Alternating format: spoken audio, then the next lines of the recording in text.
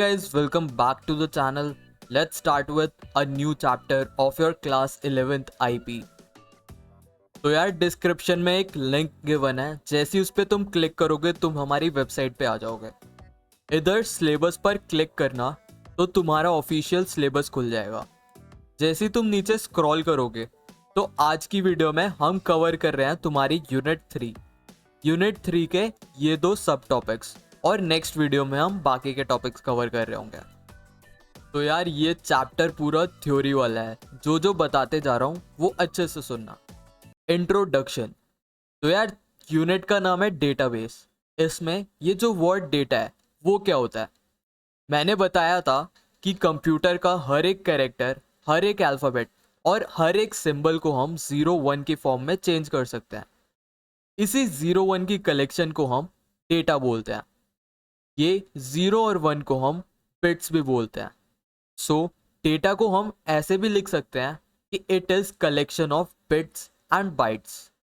तो यार ये तो हो गई कैजुअल डेफिनेशन जो तुम्हें पेपर में लिखनी है, जो तुम्हारे टेक्स्ट बुक में गिवन है, is collection of raw unorganised facts and details like text, observations, figures, symbols etcetera. मतलब सिंपल है, जैसे इनपुट दिया है वैसे ही रॉ फॉर्म में पड़ा है, उसके कलेक्शन को हम डेटा बोलते हैं। It is measured in terms of bits and bytes. Next आ जाओ इंफॉर्मेशन पे। अब मैंने तुम्हारे सामने कुछ रैंडम नंबर्स लिख दिए, तुम्हें समझ आ रहा है? नहीं ना? लेकिन अगर इनको मैं एक कॉलम नेम दे दूं, जैसे इस कॉलम को हाइट और इस कॉलम को वेट और इस कॉलम को बीएमआई, तो तुम्हें तुरंत समझ आ जाएगा कि ये हाइट गिवन है, ये वेट गिवन है और ये बीएमआई गिवन है। मतलब डेटा को हम मीनिंगफुल फॉर्म में कन्वर्ट कर रहे हैं। इसी प्रोसेस्ड फॉर्म ऑफ डेटा को हम इंफॉर्मेशन बोलते हैं। इसकी definition processed, organized and structured form of data. Next आ जाओ database. Collection of inter related data. मतलब ऐसा डेटा जो आपस में रिलेटेड हो, जैसे स्कूल के डेटाबेस जिसमें टीचर और स्टूडेंट्स का डेटा होता है।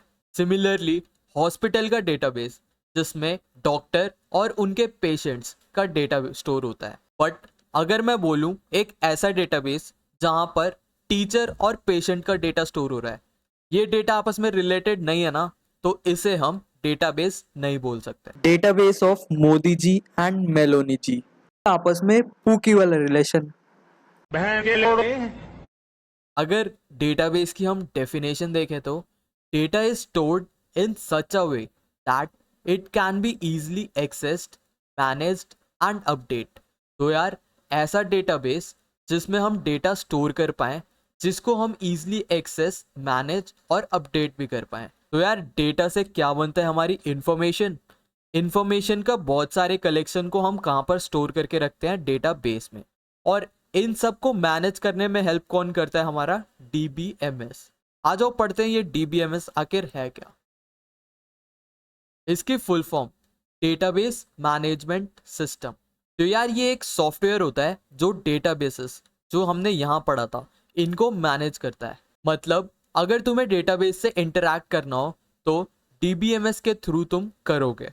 इसमें तुम ऐड, रिमूव, अपडेट, डिलीट कर सकते हो। किसको? डेटा को। ये डुप्लीकेट वैल्यूज हटा देता है, तुम्हारा टाइम सेव करता है, बहुत ज़्यादा सिक्योर होता है और तुम इसे, इसके अंदर के डेटा को तुम इजीली एक्सेस भी कर सकते हो। डीबीएमएस के एग्जाम्पल अगर तुम्हारे एग्जाम में आ जाए तो लिख देना MySQL, Oracle एटसेट्रा। तुम अपने सीनियर क्लासेस या फिर कॉलेज में अगर तुमने CS या IT ली तो वहाँ पर ये सारे डीबीएमएस के कंसेप्ट तुम पढ़ रहे होगे। तो यार इनके यूज केसेस, डीबीएमएस आखिर कहाँ कहाँ यूज होता है? तो ऐसी कोई जगह नहीं है जहाँ पर डीबीएमएस यूज ना होता हो। Let it be banking, schools, hospitals, colleges etcetera. हर जगह पर डेटा बहुत ज़्यादा क्रूशियल है, तो वहाँ पर हमें एक डीबीएमएस तो चाहिए ही चाहिए। जब हमारे पास कंप्यूटर नहीं थे, या कंप्यूटर थे और डीबीएमएस नहीं था, तो हम डेटा को कैसे स्टोर करते थे? फाइल में। जैसे तुमने एक वर्ड फाइल बना ली, वहाँ पे डेटा रख दिया, या तुमने कॉपी पर ही सारा डेटा लिख दिया, कौन सा स्टूडेंट है, कौन सा रोल नंबर है, आज आया है कि नहीं आया, हर एक चीज़ तुमने एक फाइल में स्टोर कर दी। तो यार ये बहुत ट्रेडिशनल मेथड था। डीबीएमएस एक मॉडर्न मेथड है। अब देखते हैं हमारा डीबीएमएस क्यों बेटर है। सबसे पहले एक्सेसिबिलिटी। डीबीएमएस में तुम इजीली डेटा को सर्च कर सकते हो, बट यही इमेजिन करो तुमने पेजेस पे डेटा लिखा हो तो तुम ढूंढते ही रह जाओगे। Next, redundancy. रिडंडेंसी मतलब डुप्लीकेट डेटा। फाइल सिस्टम में एक ही इंसान के डेटा मल्टीपल जगह हो सकता है, बट डीबीएमएस हमें डुप्लीकेट डेटा डिटेक्ट करके दे देता है। थर्ड हो गया इनकंसिस्टेंसी। फाइल सिस्टम में जेंडर कभी मेल फीमेल या फिर तुम्हारा मन करे तो कभी एम लिख दिया, कभी एफ लिख दिया, ये हो गई इनकंसिस्टेंसी। डीबीएमएस में हम ये चीज़ें फिक्स कर सकते हैं। Specified data sharing. तो यार फाइल सिस्टम में सब दिखता है, प्राइवेसी इशू है। मान लो तुम्हें एक स्टूडेंट का डेटा दिखाना है, पर तुम पूरी फाइल तुम्हें शेयर करनी पड़ेगी, जिससे और लोगों का भी डेटा लीक हो सकता है। तो यार डीबीएमएस अलाउ करता है किसी का स्पेसिफिक डेटा शेयर करना हो तो वो भी उसमें पॉसिबल है। So next topic you guys have is RDBMS। इसकी full form is relational database management system. जब डेटा को हम एक टैबुलर फॉर्म में स्टोर कर देते हैं तब उसे हम RDBMS बोलते हैं। तो यार एक एग्जांपल देखते हैं। मान लो तुम्हारे पास ये सारा डेटा गिवन है और तुम्हें बोला है कि इनकी टेबल्स बनाओ।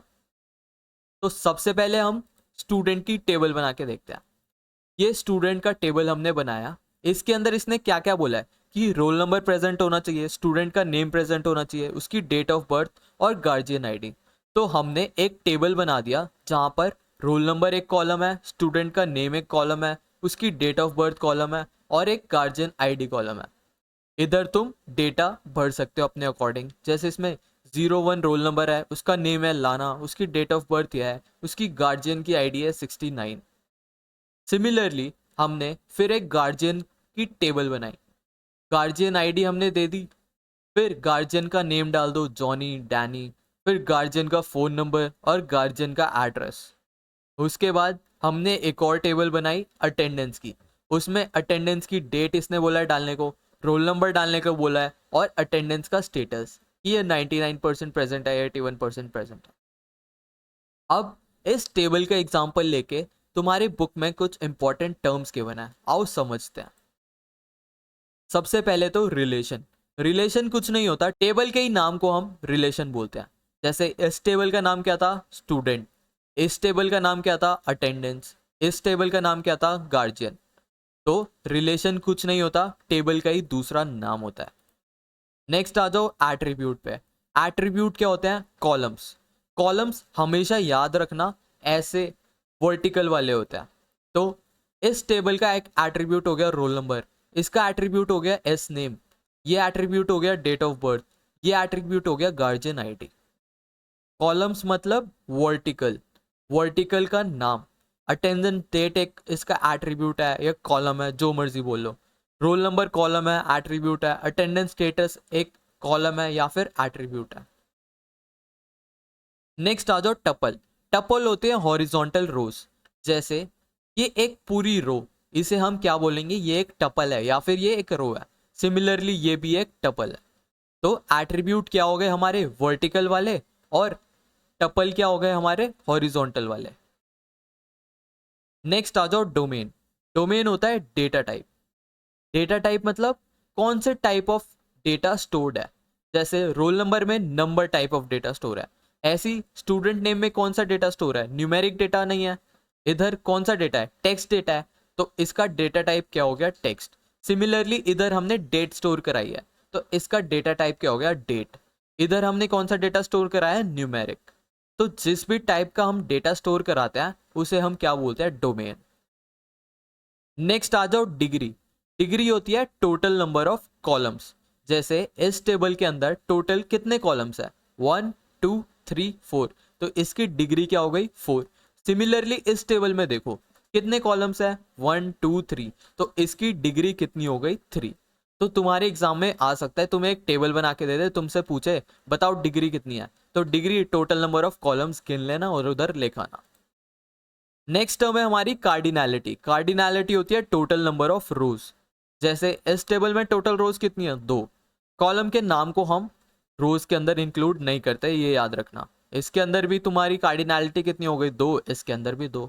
अब इसके बाद जो लास्ट इंपॉर्टेंट टॉपिक इस सेक्शन का बचा है इज कीज। सबसे पहले होती है प्राइमरी की। प्राइमरी की ऐसी की होती है जो यूनिक होती है हर एक टेबल में।